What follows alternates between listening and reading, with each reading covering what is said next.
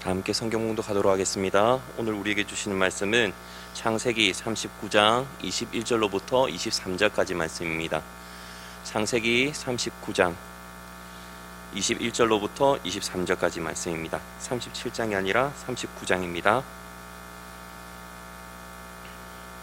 제가 가진 성경은 구약 성경 61페이지 여간에 있습니다.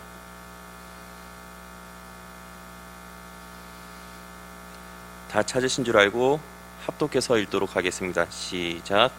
여호와께서 요셉과 함께 하시고 그에게 인자를 다하사 간수장에게 은혜를 받게 하심에 간수장이 옥중 제수를 다 요셉의 손에 맡김으로 그 제반 사물을 요셉이 처리하고 간수장은 그의 손에 맡긴 것을 무엇이든지 살펴보지 아니하였으니 이는 여호와께서 요셉과 함께 하심이라. 여호와께서 그를 범사에 형통하게 하셨더라. 아멘. 오늘은 형통한 한 해가 되기 위해서라는 제목으로 말씀을 나누고자 합니다. 이 자리에 계시는 우리 성도님들 가운데 아마 요셉을 모르시는 분은 아마 한 분도 계시지 않을 거라 생각이 듭니다.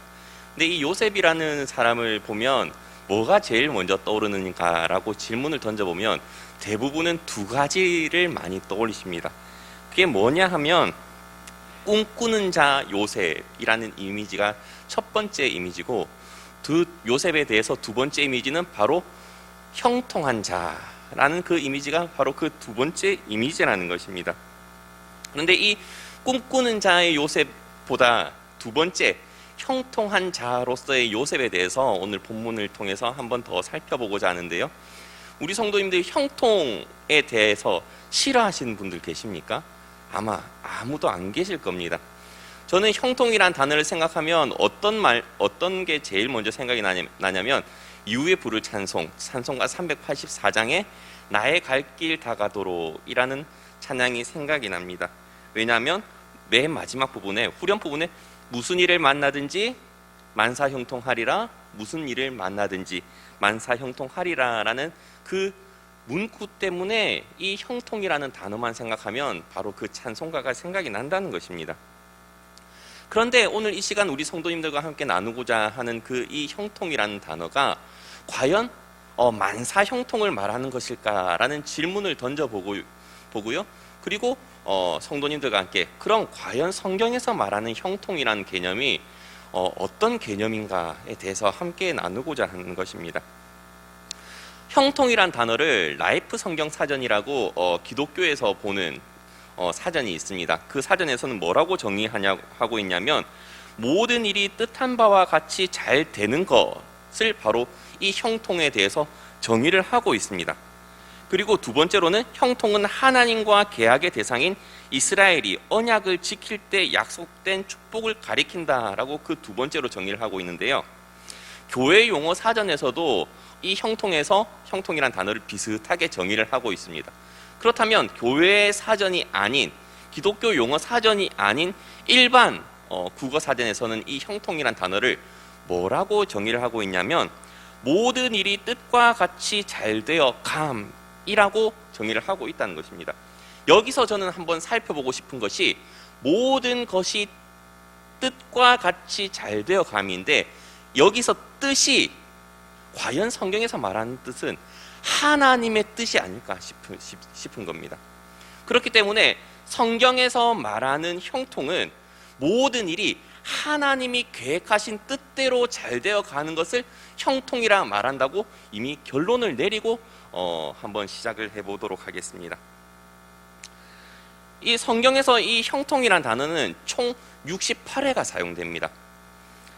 성경이 66권이기 때문에 대부분 성경 한 권에서 한 번 이상씩은 나올 것 같지만 참 재미난 것은 이 형통이란 단어가 구약 성경에서만 나오는 단어이고 신약 성경에서는 단 한 번도 나오지 않는 단어가 바로 이 형통이라는 단어입니다. 그리고 우리가 읽은 이 창세기 본문에서는 단 2명의 인물에 대해서 이 형통이라는 단어가 사용되는데요. 한 명은 아시겠죠? 바로 요셉이라는 것을. 그렇다면 나머지 한 명의 인물이 누굴까라는 게 궁금하지 않으십니까? 고개를 끄덕끄덕거리시는 분이 계신데 궁금하다는 말인지 안 궁금하다는 말인지 저는 도통 알지는 못하겠습니다. 그 한 명이 누구냐면 창세기 24장에 나옵니다. 창세기 24장 42절의 말씀을 보면 이 내용이 나오는데요. 제가 한번 읽어드리도록 하겠습니다. 내가 오늘 우물에 이르러 말하기를 내 주인 아브라함의 하나님 여호와여 만일 내가 행하는 길에 형통함을 주실진대 라고 있습니다. 이게 무슨 말이냐면 아브라함의 종 엘리에셀이 있지 않습니까? 그런데 이 엘리에셀이 아브라함의 명령을 받아가지고 이삭의 아내인 자기 주인의 며느리를 구하러 가는 장면에 이 엘리에셀이 하나님께 대해서 기도하는 내용이죠. 하나님께서 내게 형통함을 주셔서 이 일을 미션을 잘 감당할 수 있게 해달라고 하는 그 기도문이 바로 방금 읽은 42절입니다. 그리고 창세기 24장 56절에서도 그와 같은 내용이 나오는데요. 다시 한번 제가 읽겠습니다. 그 사람이 그들에게 이르되 나를 만류하지 마소서 여호와께서 내게 형통한 길을 주셨으니 나를 보내어 내 주인에게로 돌아가소서라는 말씀입니다. 이제 리브가를 만나가지고 다시금 자기 주인인 아브라함에게로 돌아갈 때 하나님께서 나로 하여금 형통하게 자신의 그 며느리를 만나게 해주셨기 때문에 다시금 자기를 보내어서 자기 주인에게 보내어 달라는 내용이 바로 이 엘리에셀에 대해서 고백하는 이 형통이라는 거죠. 그런데 아까도 살펴봤다시피 이 형통이라는 것이 하나님의 계획 안에서 일어난 일이라는 것을 나타내고 있지 않습니까?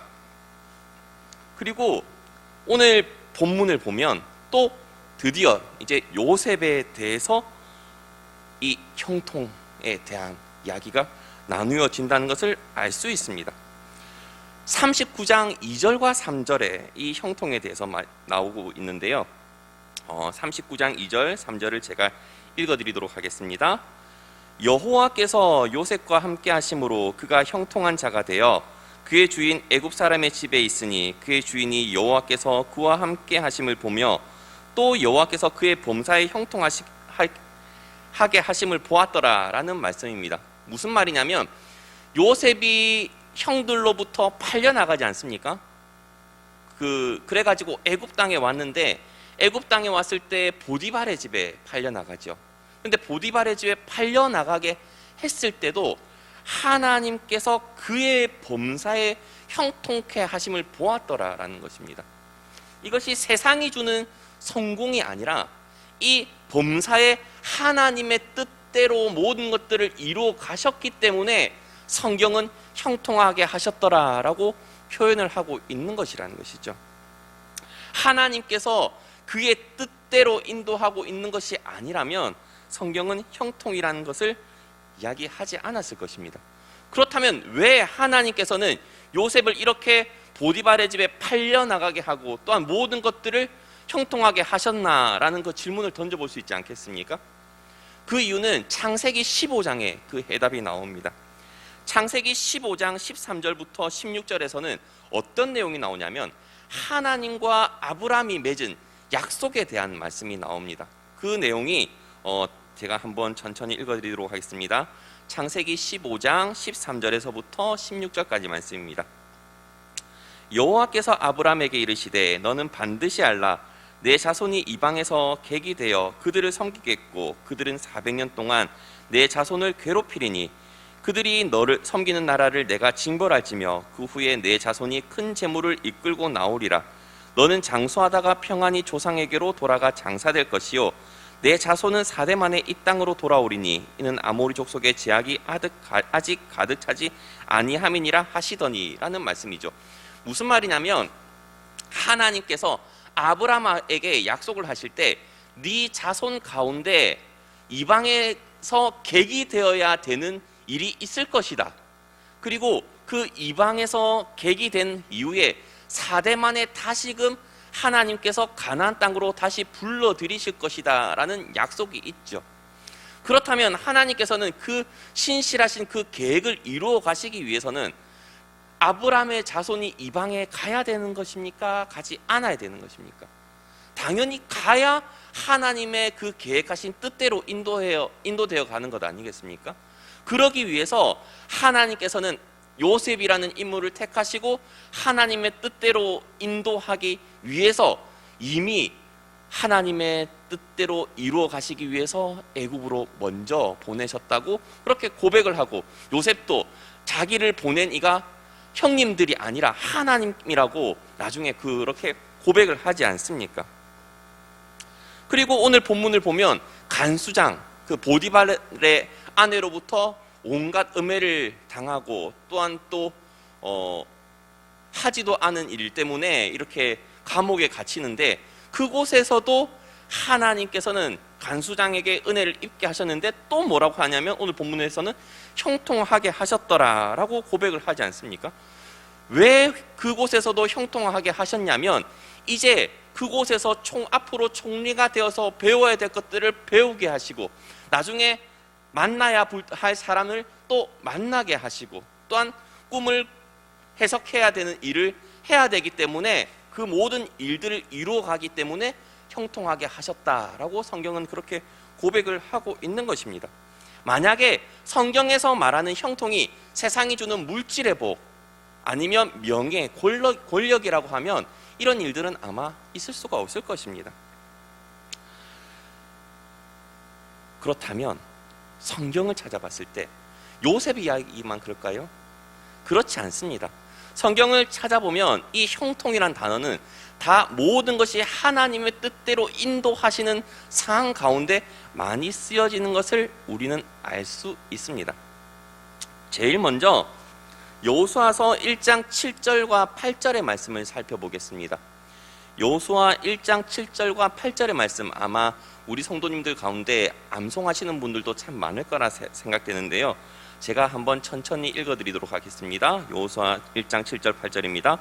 오직 강하고 극히 담대하여 나의 종 모세가 내게 명령한 그 율법을 다 지켜 행하고 우로나 좌로나 치우치지 말라. 그리하면 어디로 가든지 형통하리니 이 율법책을 내 입에서 떠나지 말게 하며 주야로 그것을 묵상하여 그 안에 기록된 대로 다 지켜 행하라. 그리하면 내 길이 평탄하게 될 것이며 내가 형통하리라 라는 말씀이죠. 이것이 네가 여호수아에게 말씀하실 때 네가 이 율법대로 살면, 다 지켜 행하면 성공할 것이다, 부와 길을 누릴 것이다 라는 것이 아니라, 네가 이 율법책에 있는 대로 다 지켜 행하면 모든 일을 할 때 하나님의 뜻대로 이루어 갈 것이다 라는 약속의 말씀이라는 것이죠. 그것이 성경에서 말하는 형통이라는 것입니다. 뿐만 아니라 역대상 22장 11절부터 13절에도 마찬가지의 내용이 나오는데요. 역대상 22장 11절부터 13절은 어떤 내용이냐면 다윗이 솔로몬에게 유언을 남기는 내용이 바로 이 역대상 22장 11절부터 13절입니다. 제가 한번 읽어드리도록 하겠습니다. 이제 내 아들아, 여호와께서 너와 함께 계시기를 원하며 내가 형통하여 여호와께서 내게 대하여 말씀하신 대로 내 하나님 여호와의 성전을 건축하며 여호와께서 내게 지혜와 총명을 주사 내게 이스라엘을 다스리게 하시고 내 하나님 여호와의 율법을 지키게 하시기를 더욱 원하노라. 그때 내가 만일 여호와께서 모세를 통하여 이스라엘에게 명령하신 모든 규례와 법도를 삼가 행하면 형통하리니 강하고 담대하여 두려워하지 말고 놀라지 말지어다 라는 말씀이 역대상 22장에 있다는 것입니다. 이 다윗은 자기의 아들인 이 솔로몬에게 남기는 유언 가운데서 네가 하나님 말씀대로 이루어 그 모든 것들을 지켜 행하면 네가 성전도 건축할 것이고 모든 일을 할 때 하나님이 원하는 뜻대로 이 나라를 이끌어 갈 것이다 라는 그 약속의 말씀인 거죠. 이 다윗이 얼마만큼 자기의 아들이 하나님의 뜻을 이루어가길 원했을까요? 자기가 정말 성전 건축하기를 원했는데 자기 자신은 건축을 못하지 않습니까? 그리고 어쩔 수 없이 자기의 아들인 솔로몬에게 이 유업을 남겨줄 때 정말로 자신의 아들 솔로몬만큼은 하나님의 뜻대로 잘 이끌어 나가길 바라고, 또한 전쟁도 없이 평화로운 상황 가운데서 주님의 뜻만을 쫓아 행하기를 원했을 것입니다. 그래서 이렇게 말씀을 남겼죠. 뿐만 아니라 느헤미야에서도 동일한 의미로 이 형통이란 단어가 쓰이는데요. 느헤미야 1장 11절에서는 다음과 같은 말씀이 있습니다. 느헤미야 1장 11절인데요. 제가 읽겠습니다. 주여 구하오니 귀를 기울이사 종의 기도와 주의 이름을 경외하기를 기뻐하는 종들의 기도를 들으시고 오늘 종이 형통하여 이 사람들 앞에서 은혜를 잊게 하옵소서 하였나니 그때에 내가 왕의 술관원이 되었느니라 라는 말씀입니다. 무엇이냐면 이 느헤미야가 자기 나라의 이야기를 듣고 좀 애통한 마음이 들지 않습니까? 이스라엘의 이야기를 듣고 정말로 하나님의 뜻을 이루어가길 간절히 바라는 마음으로 나를 형통하게 만들어 달라라는 그 기도죠. 하나님의 뜻대로 이 민족을 불쌍히 여겨 달라고 하고 자기가 그 일에 귀하게 쓰임 받기를 간절히 바라는 마음으로 하나님께 형통을 요구합니다. 형통을 구합니다. 그때 하나님께서 그 기도를 들으시고 술관원이 되게 하셨죠. 그리고 느헤미야 2장 20절에서도 다시 한번 이 느헤미야가 그런 고백을 하는데요. 이 느헤미야가 어떤 이야기를 하냐면 그때 당시 하나님의 뜻을 이루어 가기 위해서 성벽을 재건하려고 할 때 뭐 방해하는 사람들이 많지 않습니까? 그런 상황 가운데서도 하나님께서 우리를 형통하게 하실 것이다 라는 믿음의 고백을 느헤미야 2장 20절에서 합니다. 그런데 그 형통이 아무리 적들이 우리를 공격하고 아무리 비방하고 방해를 한다고 할지라도 하나님의 뜻대로 이루어 갈 것이기 때문에 이 느헤미야는 형통하게 하실 것이라는 그 말씀을 하고 있다는 것이죠. 예레미야 10장 21절에서는 다음과 같은 말씀이 있습니다. 무슨 말씀이 있냐면 목자들은 어리석어 여호와를 찾지 아니함으로 형통하지 못하며 그 모든 양떼는 흩어졌도다 라는 말씀이 있습니다. 이 예레미야서에서는 이 형통이 어떤 의미로 쓰이게 되냐면 목자들이 어리석어서 여호와 하나님을 찾지 아니하였기 때문에 형통하지 못했다는 의미가 부하기를 문두였다는 것이 아니라 하나님의 뜻대로 모든 것들을 이루어가지 못하고 또 양들은 흩어질 수밖에 없었다라는 그 사실과 환경을 단식하면서 이 내용을 썼다는 것입니다. 예레미야는. 그리고 다니엘서 6장에도 동일한 의미로 이 형통이 쓰이게 되는데요. 이 다니엘이 이 다리오 왕의 시대와 바사 사람 고레스 왕의 시대에 형통하였더라라는 말씀이 있습니다. 다들 알다시피 다니엘이 어떤 사람입니까? 왕이 바뀌고 왕국이 바뀌어도 계속해서 총리의 역할을 감당했던 사람이 바로 이 다니엘 아닙니까?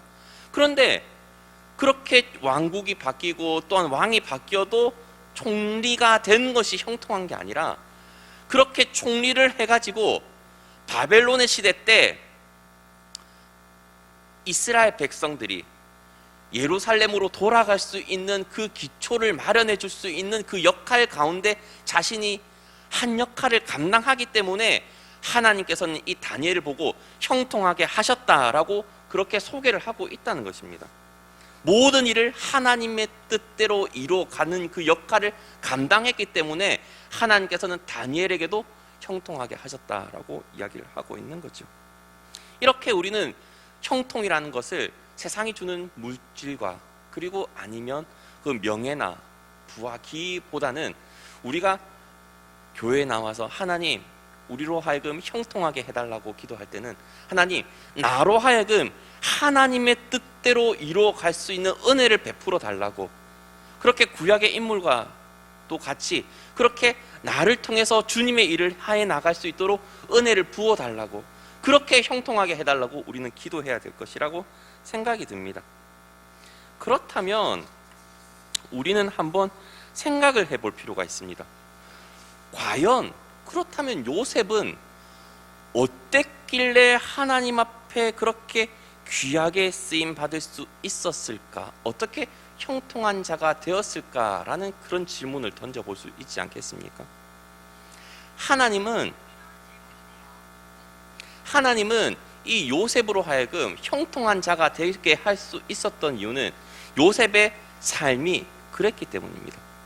요셉은 가장 먼저 어떠한 상황에서든지 정직한 사람이었습니다. 그렇지 않나요? 너무나도 정직했습니다.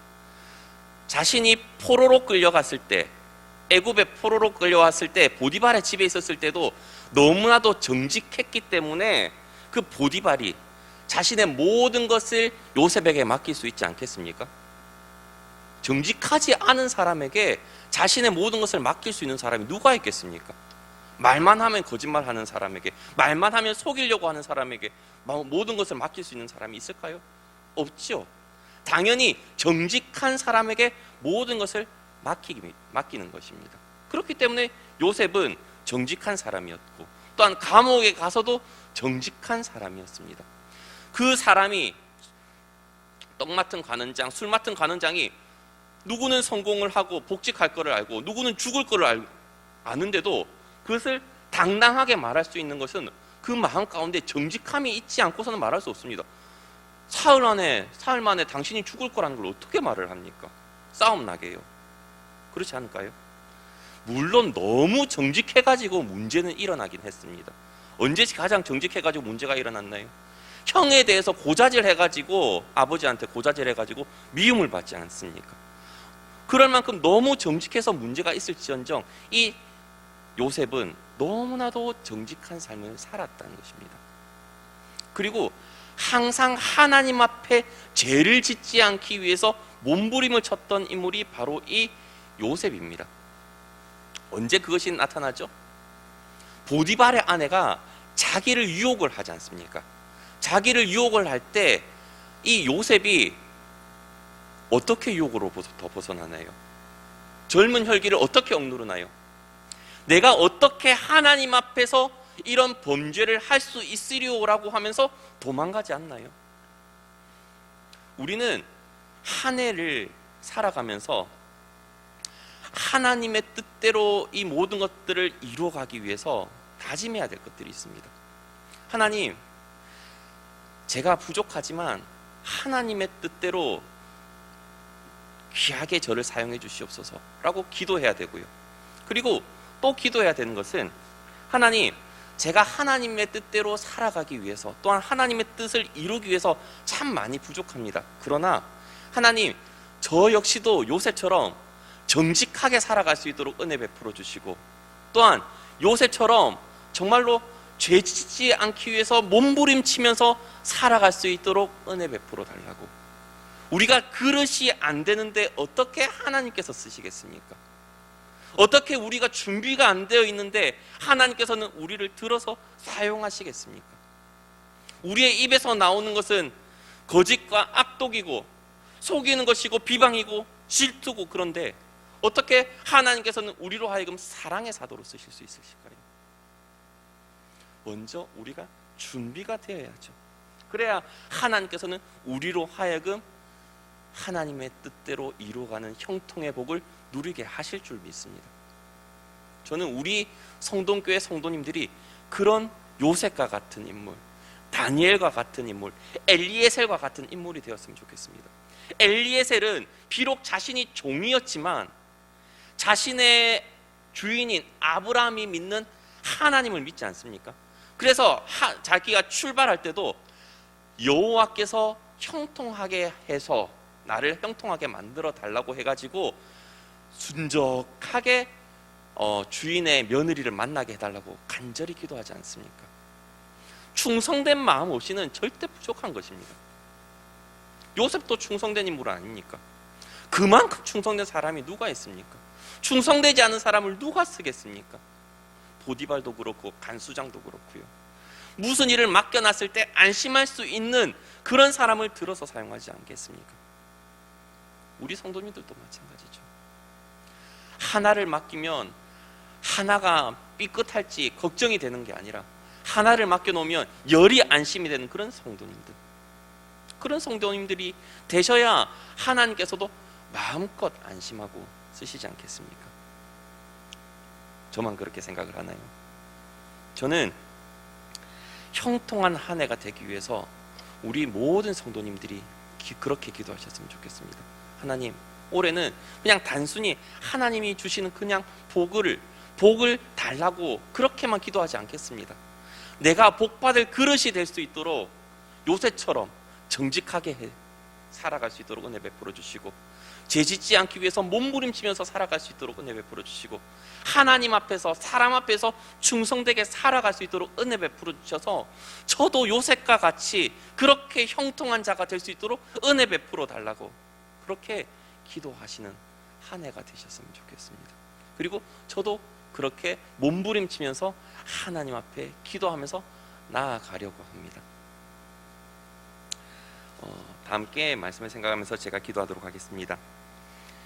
사랑이 많으신 하나님 아버지, 오늘도 이렇게 사랑하는 우리 성동교회 성도님들과 함께 한 해를 시작하면서 주님께서 우리에게 주시는 복을 함께 누리기 위해서 형통이라는 단어에 대해서 함께 나누었습니다. 하나님, 성경에서 말하는 형통이 정말로 단순히 물질의 복을 이야기하는 것이 아니라 정말로 성경에서 말하는 형통은 하나님의 뜻을 이루어감이라는 것을 함께 나누게 하시니 감사합니다. 그렇기 때문에 이 신약에서는 이 형통이란 단어가 한 번도 사용되지 않고 예수 그리스도께서 오심으로 말미암아 모든 것이 이루어지는 것을 알 수 있었습니다. 하지만 그것으로 성경이 끝나는 것이 아니라 이 신약 시대를 살아가는 이 시대에는 하나님께서는 우리를 통해서 지상 명령을 감당하게 하실 줄 믿습니다. 하나님, 정말로 땅끝까지 이르러 내 증인이 되라고 말씀하셨기 때문에 우리는 빛과 소금의 역할을 잘 감당해야 되고 그리스도의 편지로서 그리스도의 향기를 전하는 그런 사람으로서 살아가야 됩니다. 빛의 열매를 맺기 위해서 착하고 의롭고 진실되게 살아가기도 해야 됩니다. 하나님, 우리가 요셉처럼 정직하게 살아갈 수 있도록 은혜 베풀어 주시고, 죄짓지 않도록 몸부림치면서 싸울 수 있도록 은혜 베풀어 주시고, 또한 하나님 앞에서 사람 앞에서 어떠한 상황에서든지 충성할 수 있는 일꾼 될 수 있도록 은혜 베풀어 주셔서 정말로 하나님께서 우리를 보실 때 착하고 충성된 종아라고 칭찬하시면서 우리로 하여금 그 하나님의 뜻과 계획을 이루어 가실 수 있는 올 한 해 될 수 있도록 은혜 베풀어 주시옵소서. 또한 그렇게 하실 주님을 기대하며 감사드리며 예수님 이름으로 기도드립니다. 아멘.